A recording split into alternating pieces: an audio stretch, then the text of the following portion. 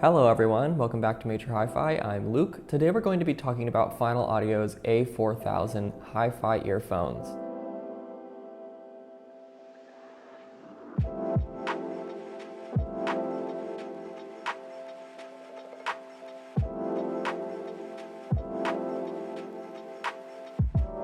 So Final Audio makes earphones and headphones anywhere from $30 to $2,000, so they appeal to a pretty wide audience. I've seen a lot of companies starting to make either cheaper models to appeal to more affordable price ranges or making more expensive models trying to appeal to more hi-fi listeners. And I feel like what I like about Final Audio is that none of their models are a throwaway. You get pretty good quality across the spectrum. Of course, the more you pay, the better you get, but even their cheaper models are really good. And whenever somebody says, I have 50 bucks to spend on headphones, I usually recommend Final Audio just because they're so consistent. Even when you buy a lower priced model from Final Audio, they've still put a lot of work into it. And as someone whose first experiences with Final Audio were their lower priced models, hearing how good they sounded, I had a lot of faith in their higher priced models. Does anyone else have that experience where you put in a really cheap pair of earbuds and it kind of makes you anxious because they sound way too good and you start to be like, oh my god, am I spending all my money for nothing? A lot of the good stuff is pretty pricey, but there's definitely some hidden gems in the lower price ranges. Yeah, tell me your favorite super cheap earbuds in the comments. Maybe I'll do a video on the best cheap earbuds or something like that soon. There's a pretty wide spectrum of different sounds from Final Audio's headphones, which is sort of surprising sometimes at first because they all look so similar. You know, they only have a few different shapes they really use, even from the really cheap ones to the really expensive ones. They often have similar designs. And then you'll have, like 3 different headphones all within like $20 of each other or something like that all look the same and sound drastically different. I find the maybe unifying factor between a lot of their headphones is their kind of distinct signature sort of colored mid sound. They definitely all seem to have somewhat similar of a mid range, even if the leveling's different.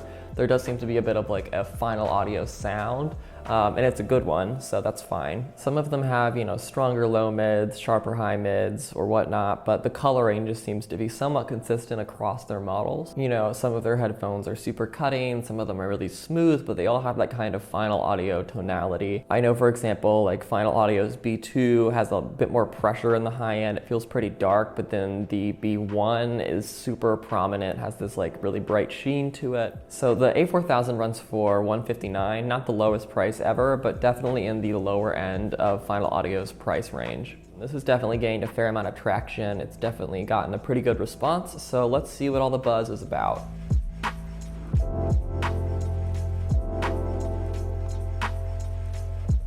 So let's take these out of the box. I'm just gonna open this up here.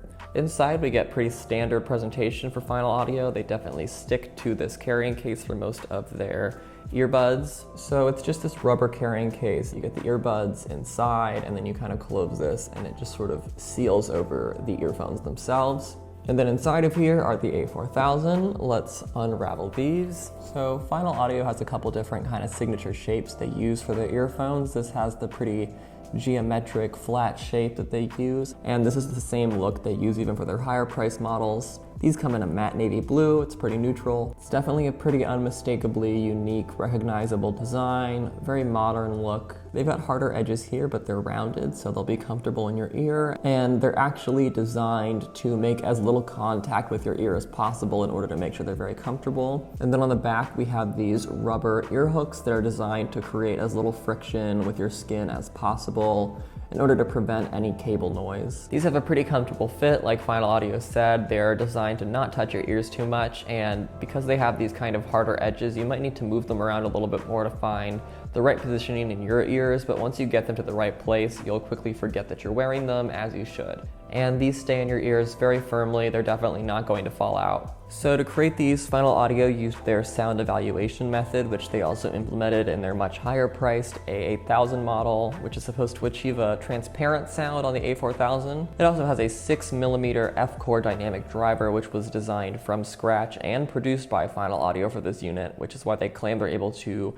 give it such good sound for such a low price. And these are paired with a 2-meter OFC cable in addition to a few different sets of ear tips, which come in this nice carrying case. All right, so let's talk about how these sound. So the A4000 has what I would call a crowd-pleasing sound. There's no extremities to the frequency response or tuning that are going to jump out at you immediately and feel like a sore spot. So it doesn't have some sort of super polarizing, controversial timbre to it. It's a pretty even distribution of cuts and boosts across the frequency spectrum, and they have a pretty well-tamed resonant sound to them.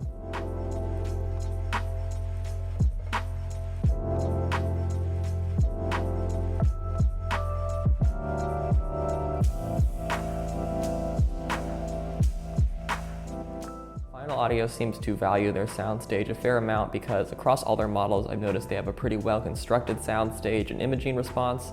So for these, the soundstage I would say is definitely pretty above average in the earphone category, especially for the price that it is. So these have a somewhat upfront sound and they have very distinctive instrument separation and layering. So definitely not too much blend going on there, and a pretty cohesive, coherent sound overall. Definitely feels like the individual elements are all being well respected and given space to cut through, and nothing's kind of like falling over on one another. They're pretty consistently immersive and they create a good space for the music to kind of shrink and expand within. So for its high end, the A4000 takes a more fluid approach than it does any sort of intense shimmer. It definitely sits more in the 16K range than the 8K range, which avoids any sort of metallic sound. I would say it's pretty middle of the road in terms of brightness, and then I've heard headphones about twice as bright and I've heard some about half as bright. They're definitely distinctly a pretty resonant sound, though I wouldn't call them harsh at all. They're very smooth, very fluid, like I said, but most will find them on the brighter side with a very smooth character and very far from anything shrill or sibilant. I listened to the song Journey by Cyprell, I believe it's pronounced, and this is a kind of R&B guitar ballad with very serene vocals to it. And they felt like they flowed very well. It had a nice, gentle, kind of calming and cooling response to it on the high end. It kept things very silky and not overly, present, but not subdued to the point that it was lacking any character or engagement of any sort. So yeah, these are a brighter earphone, but they definitely do a good job of keeping their resonance well controlled and sort of well implemented. So only bringing that forward when it's necessary and really not overdoing it. There's no ringing, harsh frequencies to it. It's definitely a very smooth high end, like I said. Nothing too shiny or shimmery. I think most people will find these the right amount of brightness, which is that they give you a lot of definition and detail retrieval without feeling that overly kind of sharp character. I don't think anybody's going to find them not bright enough. They could be brighter if you wanted. If you ran them through a headphone amp that maybe adds some brightness, they could definitely handle it. But they definitely won't feel too dark to anybody. All right, so in terms of the mid-range on the A4000, I would say that more of its brightness comes from the mids than it does from the highs, at large at least. They have a kind of natural feeling resonance to them, but they stay pretty at bay in the 500 Hertz and 2 kilohertz range, though a bit more pronounced in the 1 kilohertz range. I would say that they have enough bite to create a pretty satisfying edge while still being devoid of any harshness, like I said with the high end. These definitely have more warmth in the low mids than they do the high mids, which is not uncommon, but they still retain enough silkiness in the high mids to create a smooth, comfortable sound and give a nice upfront, intimate character. I think the mid-range on these is one of their most well-tailored qualities in terms of it being able to keep things very engaging, very immersive, but not be overly harsh. It does a great job of boosting the right frequencies and making the right choices in how to tune it. And the mid-range in these is definitely very, very well defined. I would say one of their most, prominent qualities to me immediately was how well defined and sort of snappy and punchy the mid-range was. All right, so in terms of low end, they definitely don't feel like a bass-heavy earphone, but also never felt bass lacking. Just a very clean, contained response. I listened to the song Substancia by La Fonda. Really cool, sort of Bjork-esque, electronic, acoustic combination song, a lot of percussive elements to it, and really interesting vocal modulations and bass timbres. So the A4000 did a great job conveying all the different low-end timbres in this song, anything from the really grating bass and kick sounds to the more fluid, sub-heavy, hits and percussive elements and whatnot. all felt very easily conveyed, and like there was no struggle from the headphone to get the point across. It didn't significantly boost the high end in any areas, but it definitely didn't graze over or ignore any elements, which kind of contributes to that overall crowd-pleasing sound that this has. It's a pretty standard leveling on the low end, but definitely far from standard on its quality and dynamics, just in terms of how tight and hard-hitting it is, and how much realism it brings to percussion and other low-end elements. Alright, so I wanted to compare the A4000 to some other models from Final Audio because they have a number of other models in a similar price range. So compared to their F3100, the A4000 has a bit more of a crisper, more bass-heavy sound to it. The A4000 is significantly less warm and more resonant in the high end and high mids, but a bit fuller in the low end and low mids than the F3100. And then their sound stages are about on par with one another. I find that most of the Final Audio earphones have pretty comparable sound stages unless you get up into the really high-priced area. So compared to the E4000, the A4000 is once again notably more resonant. However, the E4000 easily matches, if not at times outdoes it in terms of the low-end response and warmth.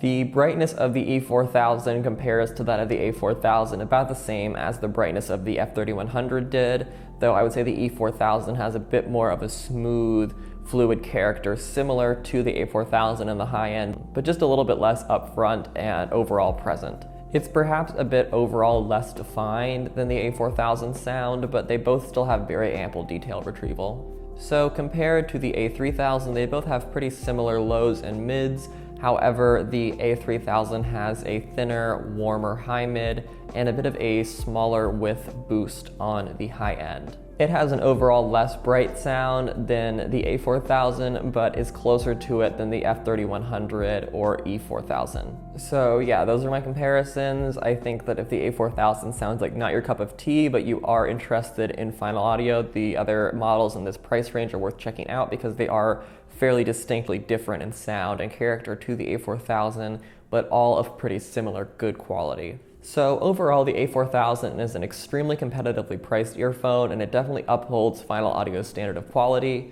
It has impressive presence and engagement without being overly resonant or bright, like I said. The low end fills out their sound signature very well without creating any mud or kind of rumble to it, and they just have an overall very well-tuned sound. They definitely outperform their price range like many of Final Audio's products do, and I think that they appeal to a wide audience. Like I said, they have quite a crowd-pleasing sound, but still a sound that can be appreciated by those who want a very refined, tailored character. They have a really smooth high-end response, nice colored mid-range, and their low end fills out the sound really well. And paired with their comfortable fit and really nice looks, I think that these are pretty hard to beat.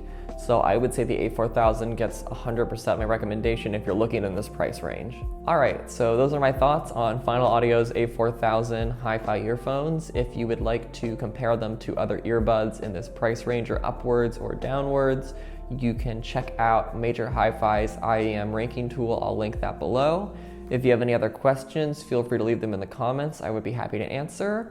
And I will be back soon with some more reviews. Until next time, happy listening.